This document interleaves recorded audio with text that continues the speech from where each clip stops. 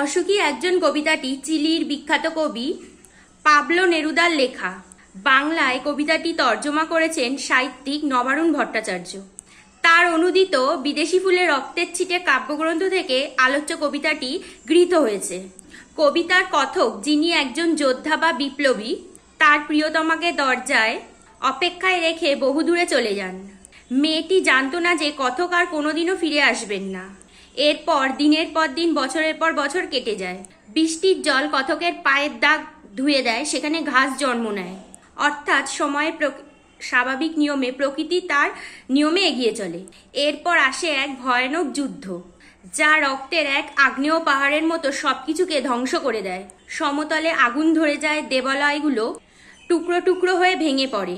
কথকের ফেলে আসা সুন্দর বাড়ি, বারান্দা, ঝুলন্ত বিছানা, গোলাপি গাছ, চিমনি আর প্রাচীন জল তরঙ্গ সবকিছুই চূর্ণ বিচূর্ণ হয়ে যায়। কিন্তু এত ধ্বংসস্তূপের মাঝেও সেই মেয়েটির মৃত্যু হয় না।